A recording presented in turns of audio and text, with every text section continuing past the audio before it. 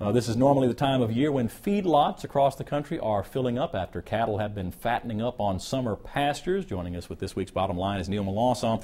And Neil, talking about those feedlots, a lot of those lots I'm hearing are full out there right now.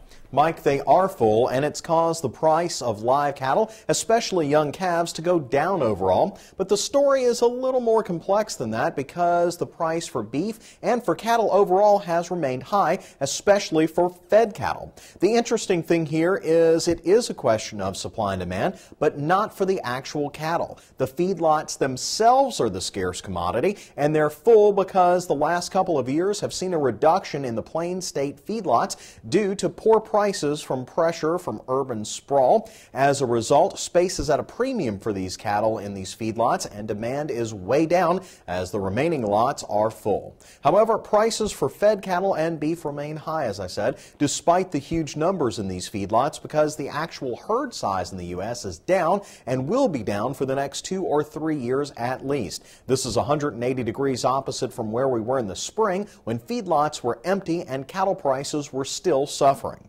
The bottom line here is that reduced feedlot capacity is bad news because even though the prices are higher, the price ranchers are getting is lower and getting lower. Some of this is seasonal with cattle coming off those summer pastures in preparation for winter. But if feedlots continue to go out of business, we'll see a tighter supply situation, Mike, with lower prices for producers and higher prices for consumers as our nation's herd size expands. Neil Melancon, great report. Thanks. And remember, you can listen to any of Neil's reports on the Louisiana Farm Bureau Radio Network by clicking on over to our website, twilatv.org. There you'll also find a list of stations where you can listen in. Just look for the link, LFB Radio Network, on the right side of the home page.